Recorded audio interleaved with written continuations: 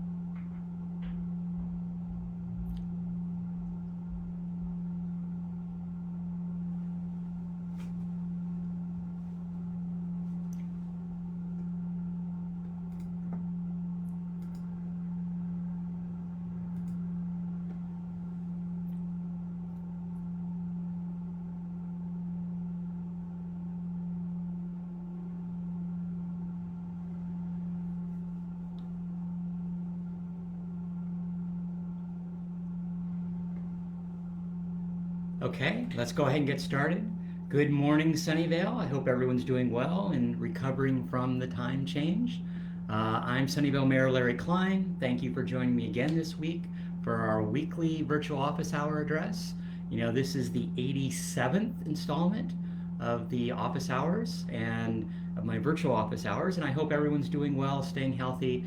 You know, we've now reached 604 days since the March 16th, 2020 county health order started the shelter in place in an attempt to slow the spread of COVID-19. And, you know, 20 months ago, I converted my weekly coffee shop hours at Bean Scene on Murphy Avenue into this weekly live stream address. I haven't missed a week since, and people continue to say that they really enjoy hearing from their mayor every week and, you know, having me answer some of your questions, give you some updates on what's happening in the city.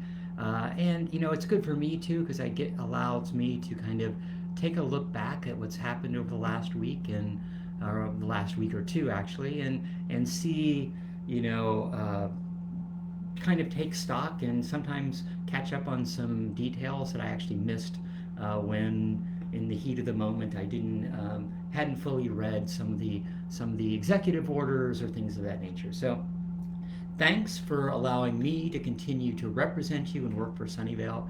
A few months ago, I actually started changing my background art every week, and this art is provided by Sunnyvale artists from the Sunnyvale Art Club. Today's piece is called Love is Free, and it's by Ishwara Ramanathan. So if you would like to purchase this piece, I can put you in contact with that artist, and definitely have really enjoyed having my art be changed every week, which has actually been added something to the office, to say the least.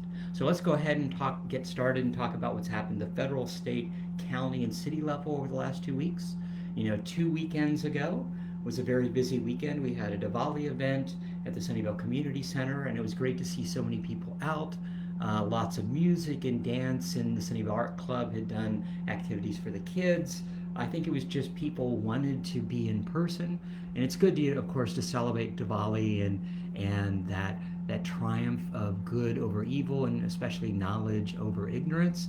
But I think it was just a great day for it to have everybody being out and celebrating, which I think was a positive thing at the end of the day. And of course, Sunday, that same weekend, was Halloween.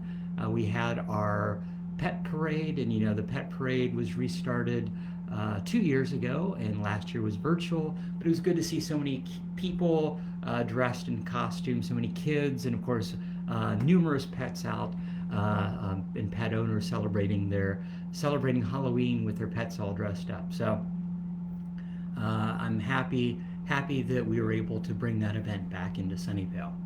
Last Tuesday, the CDC approved the COVID-19 vaccine for children ages 5 through 11, and this was the U.S. Food and Drug Administration gave its formal COVID-19 vaccine approval that previous Friday, and so last Tuesday, the Santa Clara County Board of and then later in the week, the county started to roll out of that vaccine to multiple schools, and I think they've been jumping on trying to get kids vaccinated as quickly as possible.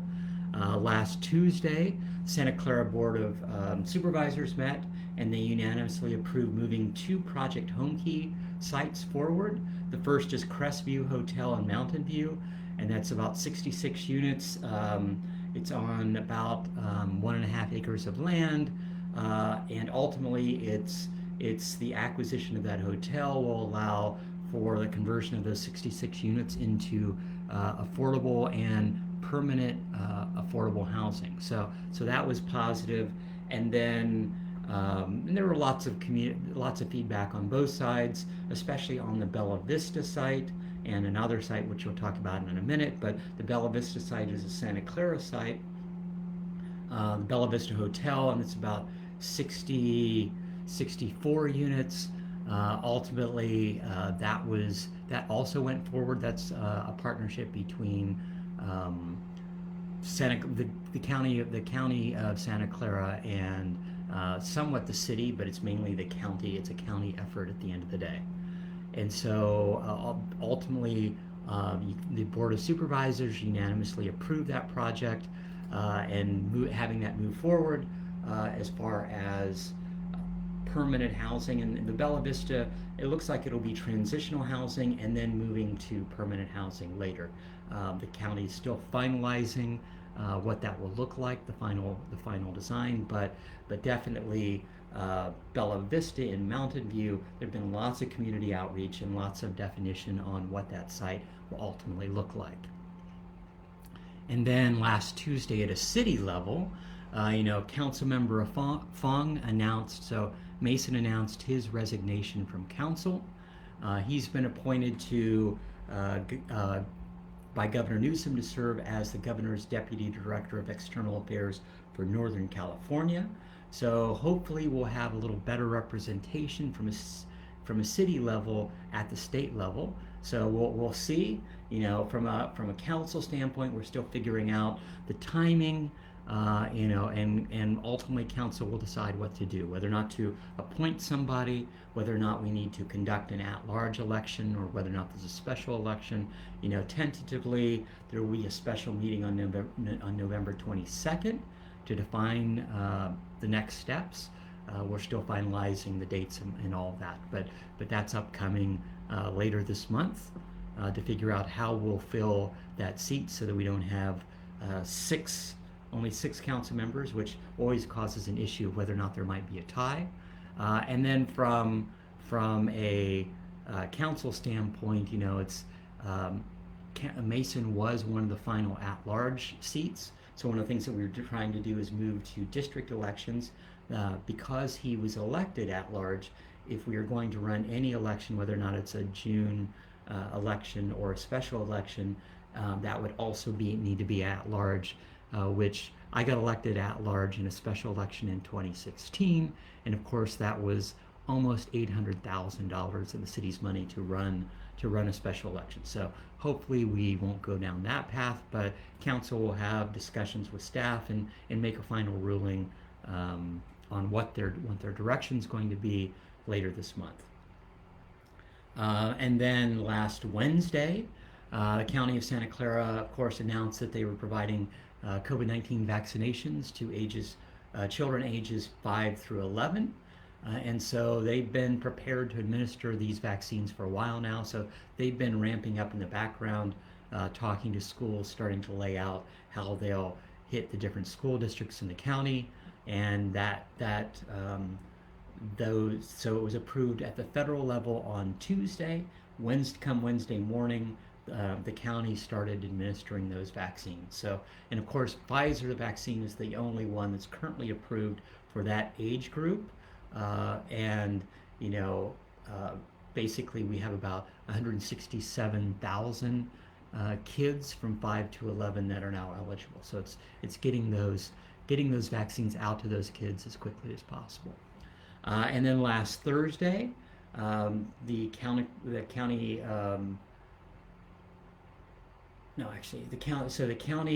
launched more vaccination clinics. So they had more press releases and all that on those. But then and that's from a county level. There are lots of press releases. There was a big conference at one of the schools with the county supervisors there and county board of education. And I think it was trying to get as much fanfare behind what we're doing locally and how we're rolling it out to schools. Last Friday, of course, and that was late last Friday, the House of Representatives finally passed the Senate version of the Infrastructure Investment and Jobs Act. And so this is the infrastructure bill that's been moving forward. The bill will be going to President Biden's desk this coming Monday, and there'll be a lot more fanfare around that. But the bill is enormous from an infrastructure plan standpoint. It's about $1.2 trillion, and it contains about $550 billion in spending above baseline levels. And ultimately, it kind of touches every sector of infrastructure: transportation, water, energy, broadband, and kind of what we're going to do with our natural resources. And over half that new spending is transportation focused. So, we have, from a Bay Area standpoint, from a California standpoint, from a national standpoint, we have a housing crisis to a large degree, and the other thing is a transportation crisis and what we're going to do to fix our roads, our bridges, as well as reinvest in transportation in many ways. One of the things that and it's also dealing with roads, rail lines, the transportation networks overall, but it also gives, I'll say, some members of President Biden's cabinet some unprecedented control over how that is spent. So ultimately, Transportation Secretary Buttigieg will control about $125 billion in spending over the next 5 years. And so ultimately this will focus on greenhouse gases, increasing safety, boosting jobs. It's about $25 billion a year. So it's a little bit different than normal, as opposed to normally these are just applications going to it, but a good portion will actually be directed by the Transportation Secretary. So it is kind of interesting from that standpoint. And then on Tuesday of this week, council met, and we started off with a study session on the golf subsidy study issue. We kicked off an evaluation of our golf programs several years ago, and it's good to finally get that feedback and on how that report turned out. And ultimately, golf is actually doing a lot better, especially under COVID, than what we initially expected. We normally there's a golf subsidy that we give into the golf program on a yearly basis, and it's there's lots of questions, of course, on whether or not the golf courses should be converted into parkland and all that. Is it limited from that ability? That being said, parks are, the fees that we get from people renting parks, whether or not that's athletic fields or picnic areas. Parks themselves are losing enterprises, and it's much like we do recreational programs at the community center gym, at the tennis center. So this is one of the things that from a city standpoint, it was questioned of how much deficiency is there. And actually, from a golf standpoint, about 67% of the costs of operation are actually run by the golf fees. And under COVID, we do our estimates every year of how much money we're going to have to put to kind of backfill that cost, because of so many people playing golf during COVID and the good weather that we had over the last year. We're actually going to have a budget surplus of more than $1 million of what we actually expected. So that report is good, but it did point out that from an infrastructure standpoint, we do have aging golf courses, and there's a lot of things that we need to do to upgrade them. And so we'll have further discussions over the next few months from a council standpoint, but I do think it's important that to do some reinvestment. So we'll look at how much we should reinvest in those aging facilities to attract more golfers. But I think since the mid 2000s, 2005 and 6, there's been a steady decrease in golf. But just in the last year, because of COVID, a lot of people have found out that golf is an outdoor sport that has limited groups and has a lot more attractiveness. So it's good to see that a lot more people are discovering that as a possibility, and so we'll see whether or not that continues. In our main meeting, we had several special orders of the day. One of which was for National Picture Book Month. We recognize the importance of picture books in the lives of our youngest readers and their families. It kind of sets them on that lifetime of reading. And then we also declared Saturday, November 27th as Small Business Saturday in Sunnyvale. And we had the chamber, so Don Mayer from the chamber and Mike Johnson from the Downtown Association come and speak for a little bit. I think the city is proud of that partnership with both of those groups, but we're happy to support our local small businesses. They comprise over 90% of our local business community is small businesses. So, and there are about 100 different Sunnyvale businesses participating in Small Business Saturday this year. So if you get a chance, definitely shop, eat, visit local as much as possible, for the holiday season, but all year round, of course. From the main meeting, we adopted a resolution joining United Against Hate Week. And so we proclaimed, November 14th through the 20th, as United Against Hate Week.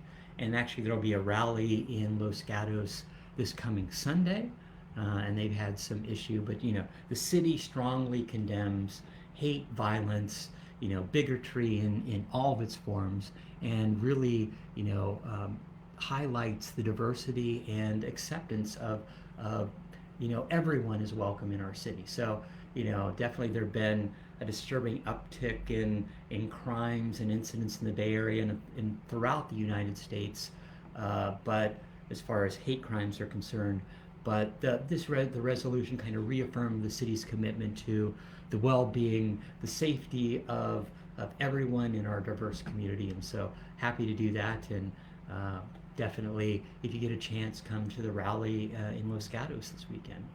Council approved funding for an art master plan project, and so this is one of several projects that were listed in our art master plan update. But this would create prefabricated sculptures that are then modified by artists and put around the city. And this is like the hearts that you'll see in San Francisco, or the sharks that were in San Jose. And so it gets more art in public places in Sunnyvale, and I was happy to see council approve that. Art is I'm a big supporter for the arts, and I'm happy to see that we're going to be adding kind of art throughout the city. And then we also updated some ordinances related to SB 1383, and that's kind of some of the new state laws that have been approved regarding diversion of food going into landfill. And so this is laying out plans for food diversion at multifamily, so basically making sure that apartments and condos also have a food cycle program, and then kind of setting up some general updates to our existing plans regarding composting and lawn service as dictated by some of the new state laws. And then on Tuesday evening in Santa Clara, so their council also met, and they had a very long study session with lots of people speaking for and against housing, and it was an update from the county Office of Supported Housing to talk about the Bella Vista site, which the supervisors had previously, the previous week, have said go ahead and purchase. But it was also about the White Oak Lane site, which was a partnership between Life Moves and Santa Clara. And on that, there'd been basically zero outreach to that point. And I think that's one of the reasons why there were so many residents up in arms. I visited the Life Move site in Mountain View, and very happy with what they're doing there.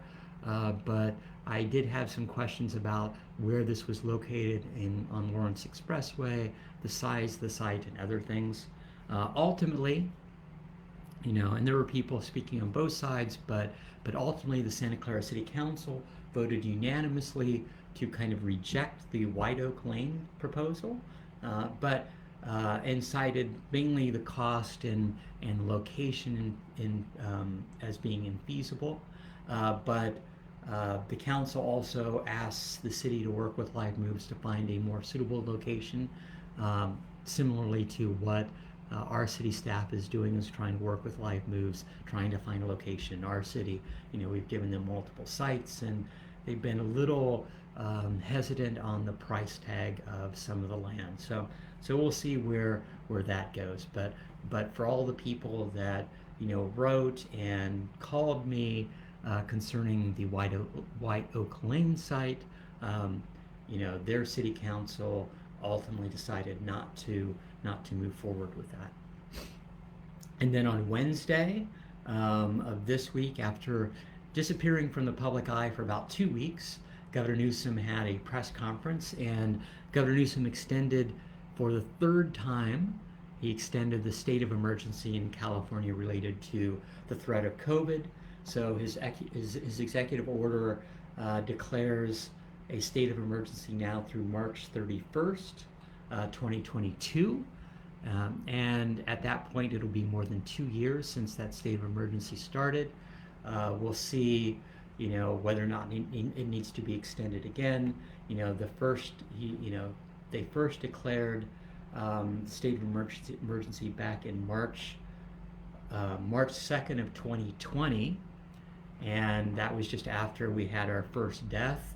And ultimately, the governor during the press conference pointed out that cases have begun to rise again, especially this was a press conference in Southern California, especially in Riverside and San Bernardino, Los Angeles County. So definitely there's been a very high uptick of new infections.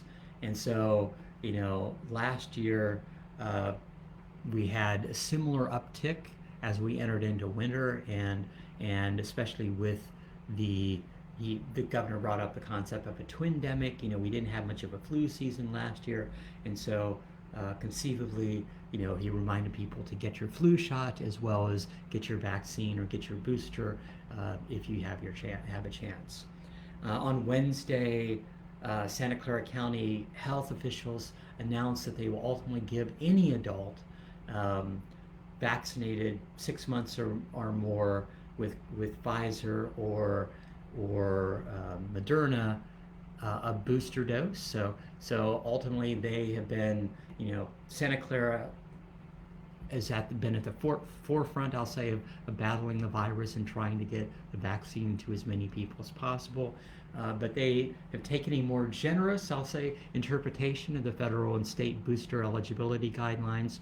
So it's 2 months if you had it J&J, and it's 6 months if you had Moderna or Pfizer. And then if you're actually immunocompromised, it's actually less than that. But they're basically saying that they don't want to turn away anyone who needs the booster, and it's all that question, that worry about a surge of winter cases, and trying to make sure that people have as much protection as possible. Yesterday, of course, was Veterans Day, so it was good to give thanks for the dedicated men and women who really put their lives on the line for our country. And so to all the veterans and of course their families, I just want to say thank you for their service and for protecting our freedom. So thank you. There were multiple events around the Bay Area yesterday. And then last night, the Sunnyvale Redistricting Commission met, and this was, our 2020 census data was finally fully released and populated in some of the map-making tools. Our new population is 156,034, and as far as the districts, and about a year and a half, 2 years ago, we defined the districts for our first district elections. District 2, the downtown district, I'll call it, grew the most, and District 3 shrank a little bit. So those are kind of the two major things that the Redistricting Commission will be dealing with. Ultimately, they'll be defining more maps, and from a redistricting standpoint, there will be several upcoming meetings later this month and beginning of December. If you want to get involved, you can go to sunnyvale.ca.gov/redistricting and hopefully, draw some maps, or at least give your input on what maps you like the most. Let's go ahead and get to our weekly COVID numbers. From a national standpoint, we are still considering to see, kind of an increase overall. We now have about 46.6 million positive COVID cases, and now there are 500,000 in the last week. We've had 222 million vaccinated with at least one dose, which is positive, and that's about 81% of adults with one dose, and about 70% of adults are fully vaccinated. And as far as deaths, we had another 8,000 in the last week, and we're now over 750,000 deaths related to COVID-19. For California, we've had 4.7 million positive cases, and now there are 5,000, or about more than 5,000 a day now. So that's rapidly increased in the last week or so. California's had 72,000 fatalities, about 500 more in the last week. And then on a positive note, we've had 53.5 million vaccines administered, more than 1 million just in the last week. We're still at number 10 on states with with residents with at least one shot at 75%, and we're at number 16 with those that are fully vaccinated, 62% of our population. And then the county continues to do a good job, getting people tested, getting people vaccinated. Yesterday the county reported a cumulative case count of 148,000, up another 1,000 in the last week. of new cases, confirmed COVID cases. We've had 1,876 deaths, an additional 25 deaths just in the last week related to COVID. But for vaccination standpoint, we're doing fantastic. 90.3% of county residents 12 and older, and this is 12 and older as opposed to just the adults, but 12 and older have at least one dose, and 85.6 of those 12 and older are fully vaccinated. So more than 85% of those eligible 12 and older are fully vaccinated, and we're of course just starting out for those from 5 to 11. We've actually also administered over 200,000 boosters already. So doing well as far as those people that are trying to get the boosters too. I continue to do a lot of advocating on your behalf at the county level, continue to have discussions with county health, our county supervisors, trying to get pop-up clinics for testing. We have testing twice a month in Sunnyvale at our community center, the first and third Thursdays. So they'll be here next Thursday, November 18th, from 9:30 to 4 p.m. And you can go online at sccfreevax.org to set up an appointment to get your test. And then as far as getting your vaccination, getting your booster, you can go to sccfreevax.org, and county has vaccination sites around the county. That's how I got my booster last week.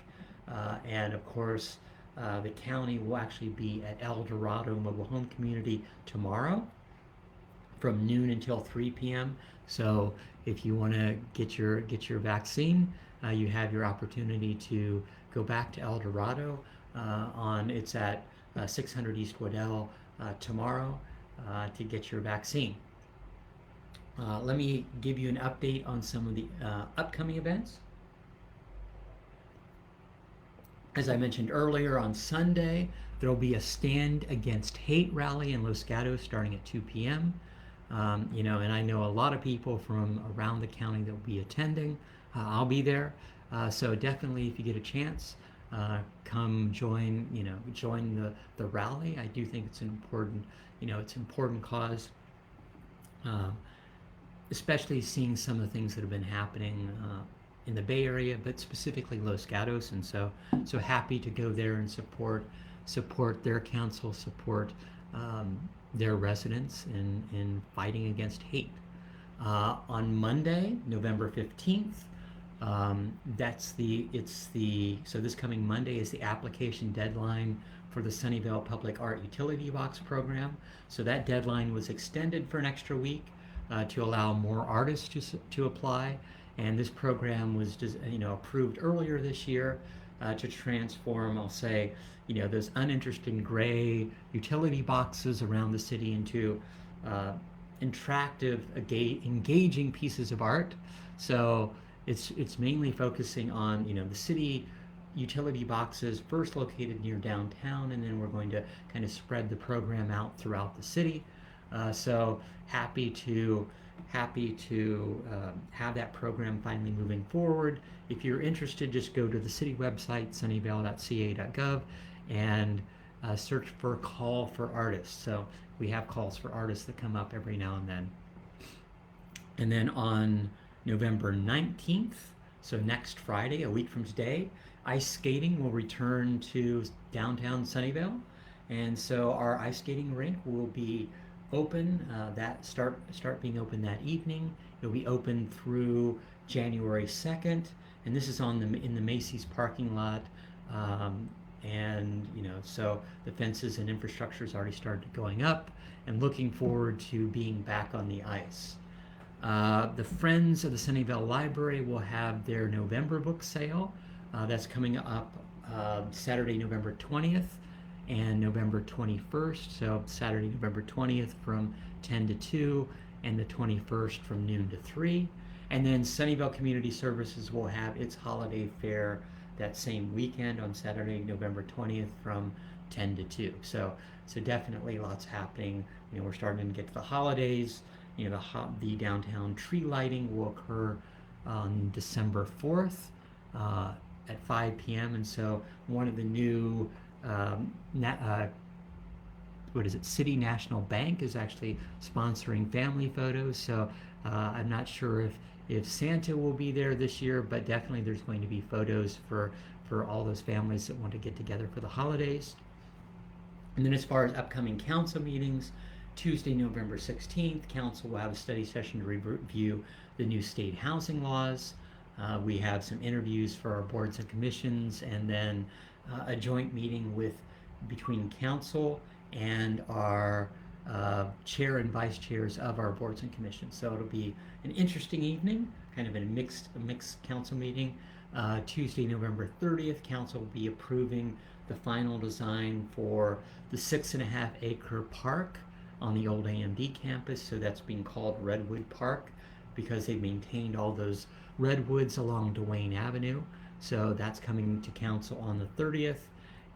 We're also approving a road diet for Java Drive in Moffett Park. So trying to make it more bike friendly going through Moffett Park. And we'll have a few more meetings in December, but definitely it's a busy calendar for the rest of the year as far as council's concerned. Let's go ahead and get to our weekly questions. Jonathan asked, what's happening with the parking lots downtown that are fenced off? So I'm not really sure which specific parking lot you're referring to. Definitely there are multiple things going on. The city's partnered with EVgo on the new charging stations for charging stations for EVs in some of our public parking lots.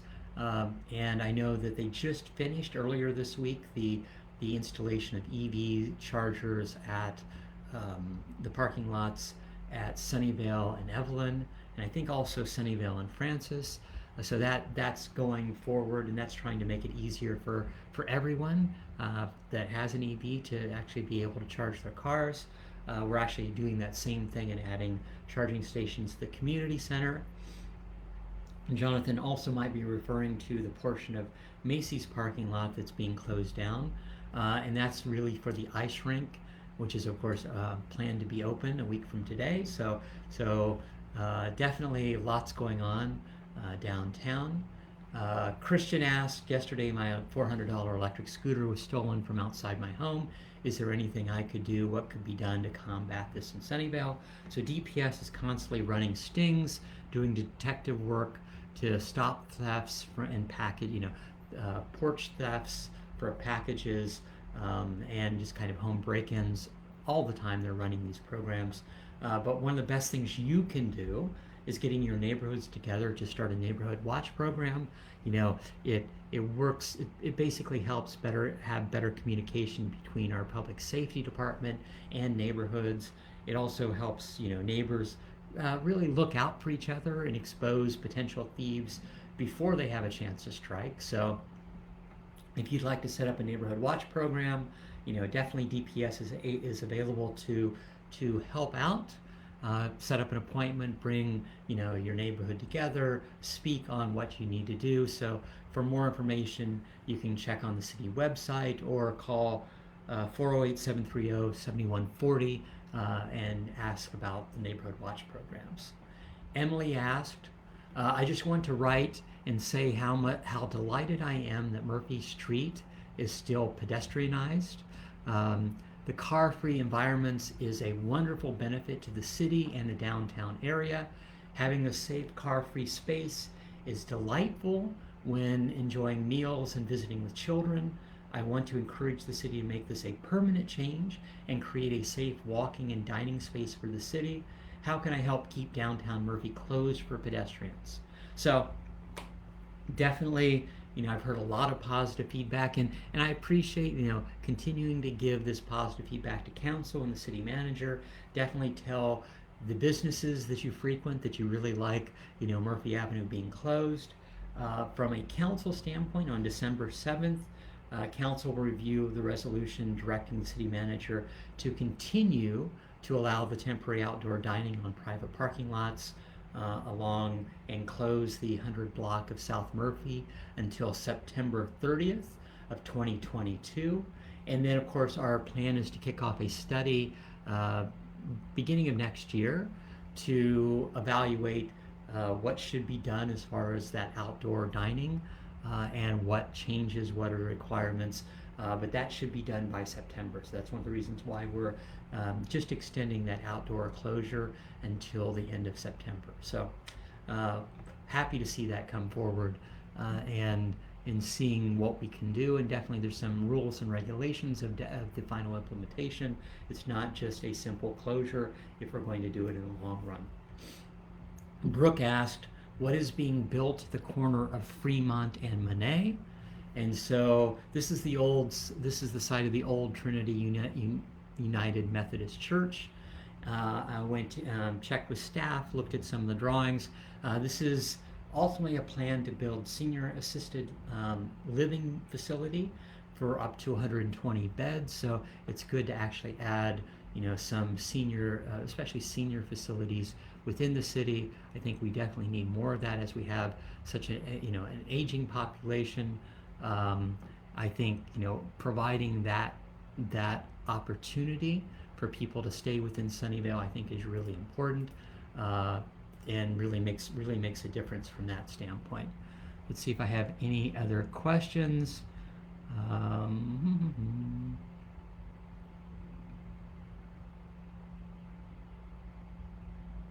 Looks like we have some questions about redistricting.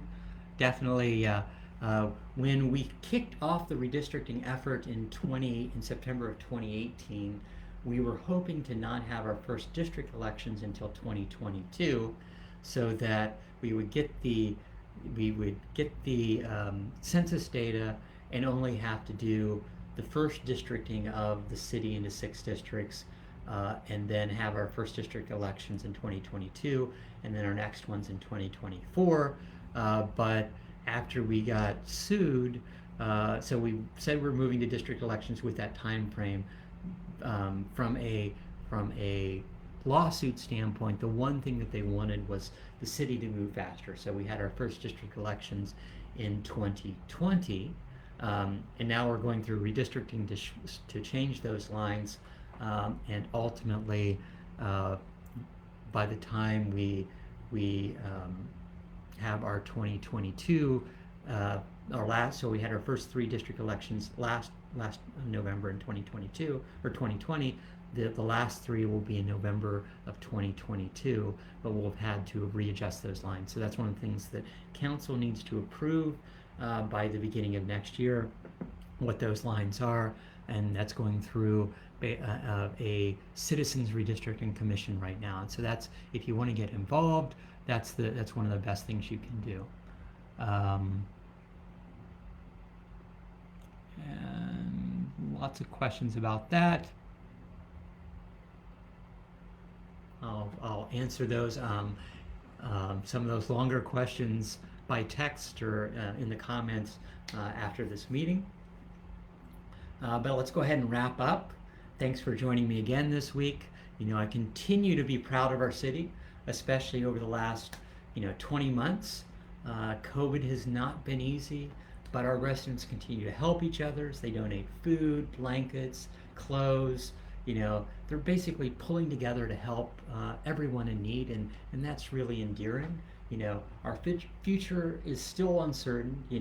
As the governor said this week, winter is coming, and winter is here almost. The days are definitely getting shorter quickly, but new issues come up almost every day. But your actions really do make a difference. Sunnyvale will emerge from this as a stronger community. We are in this together. We will get through this together.